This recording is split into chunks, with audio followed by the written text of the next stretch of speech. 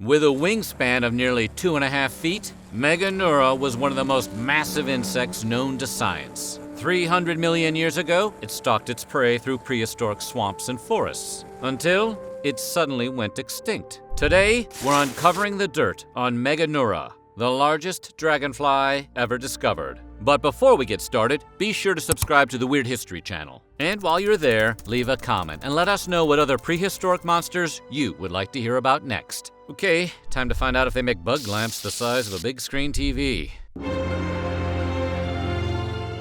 Thanks to higher oxygen levels during the Carboniferous and Permian periods, prehistoric insects had a unique opportunity to grow larger than even our worst nightmares would permit. 8-foot-long sea scorpions called Echolopterus renaniae prowled the oceans. One claw of Echolopterus was found in 2007, measuring 46 centimeters, roughly 1.5 feet long. That's a lot of claw. And the 6-foot-tall giant millipede, Arthropleura, would be enough to keep the predator from venturing too far into a prehistoric jungle. But Meganeura was the undefeated champion of gargantuan flying insects. With a wingspan averaging over 2 feet in length, massive eyes, sharp teeth, and spine-covered legs, it would have been a frightening sight for anything but the sturdiest prehistoric creature.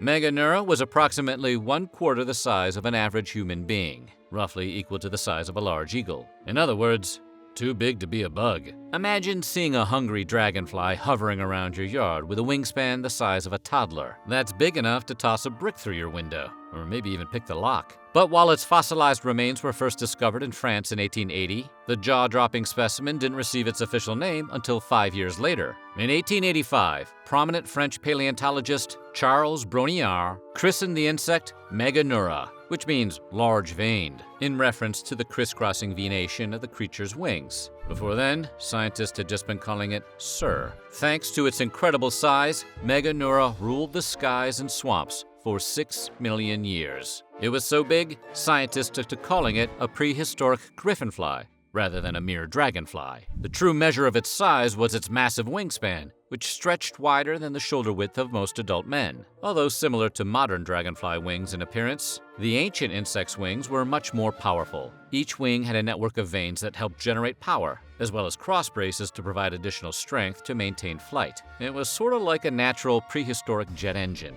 And in case your brain was busy generating a fresh programming slate of nightmares for you tonight, here's some good news. Due to its unique size, Meganeura wasn't nearly as quick or nimble as modern dragonflies. According to a 2018 paper on prehistoric insect flight published in the Journal of Experimental Biology, Meganeura had a wing flap frequency between 3 and 8 hertz, which measures how many times their wings beat each second. That's 10 times less than the modern dragonfly's 30 hertz flap frequency, meaning Meganeura sustained flight more like a modern bird than an insect. This is possibly due to the thicker atmosphere at the time, as well as the force required to keep its considerable weight airborne. I don't know, a slow flapping giant insect sounds worse. Flap, flap, flap. The Meganeura fossil led researchers to an entire group of mega insects, including Meganeura, Meganeuropsis permiana, and many other prehistoric dragonflies from the late Carboniferous period.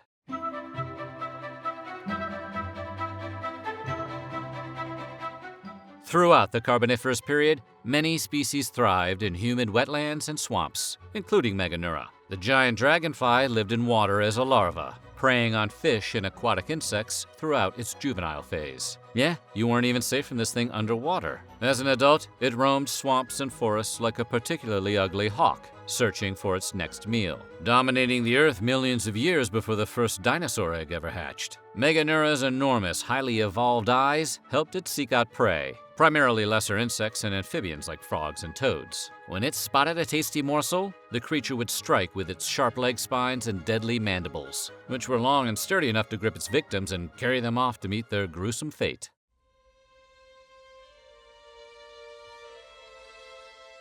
It's a somewhat well-known fact that prehistoric insects grew infinitely larger than even the biggest bugs we see on the planet today. But why were ancient bugs so much larger than their modern counterparts? A higher concentration of oxygen in the atmosphere may have been a contributing factor. Insects like dragonflies don't have lungs. Instead, they breathe through tracheal tubes along their bodies. 300 million years ago, oxygen accounted for about 35% of the gases in the atmosphere.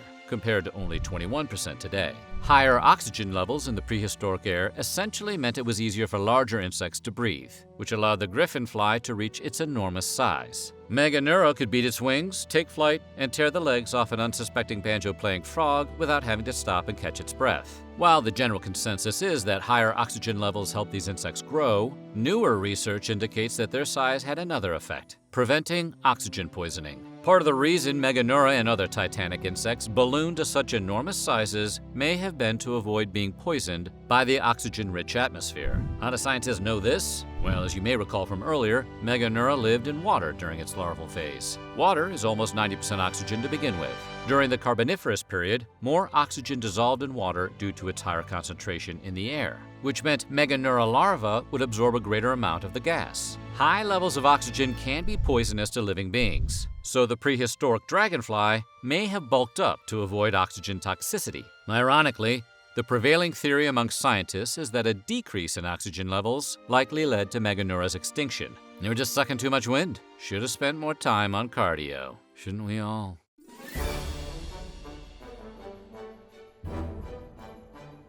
Over time, researchers discovered a direct connection between oxygen levels and insect wingspans, covering more than 10,000 fossilized insects over the past 320 million years of the planet's history. Many of these large insects died out during the Permian extinction about 250 million years ago, which completely wiped out 90% of all life on Earth, and also coincided with a decrease in Earth's oxygen levels, which may have been the primary cause of the giant insect die-off. There was no longer enough oxygen to support them. One study suggests Meganeura simply couldn't cope with a thinner atmosphere. It became sluggish, couldn't remain in flight, and began underperforming significantly. Sounds like a post-retirement Charles Barkley.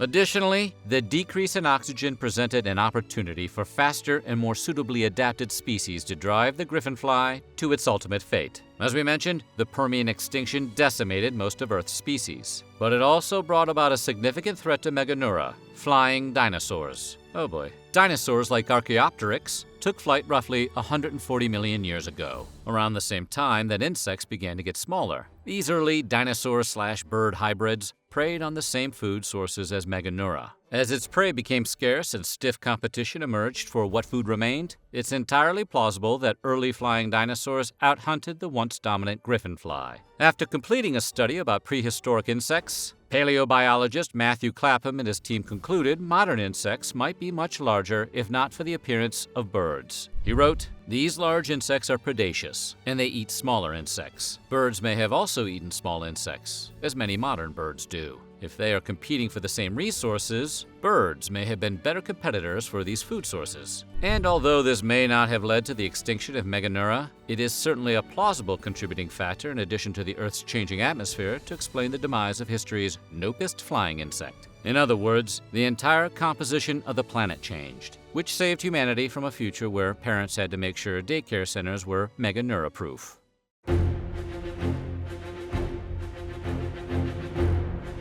The legacy of Meganeura lives on in modern dragonflies. Although they're nowhere near as big, their unique appearance has captivated the human race for centuries, inspiring a wide variety of myths and legends across many different cultures. In Japan, dragonflies are symbols of success and happiness. Some Native American tribes view them as a symbol of change, speed, and purity. However, not everyone takes it quite so sunny. According to one popular myth, dragonflies would visit unruly children and sew their eyes and mouths shut when they lied. In Swedish folklore and other European legends, dragonflies were omens of looming injury or disaster, like in the 2004 thriller The Dragonfly Effect, in which the titular insect haunts Ashton Kutcher with visions of Netflix's The Ranch. That movie was called The Dragonfly Effect, right? Pretty sure it was. It's fun to imagine how these myths and legends would have changed had Meganeura survived the Permian extinction and continued to terrorize the skies to this day. The one about sewing mouths and eyes shut would probably stay the same, though. That was right on the money. Modern dragonflies might be totally unlike their prehistoric counterparts, but continued research about Meganeura might eventually lead to additional exciting discoveries about the strangest gigantic insects the world has ever known. So what do you think about Meganeura? And what would you do if you saw one flying around your garden? Let us know in the comments below, and while you're at it, check out some of these other videos from our weird history.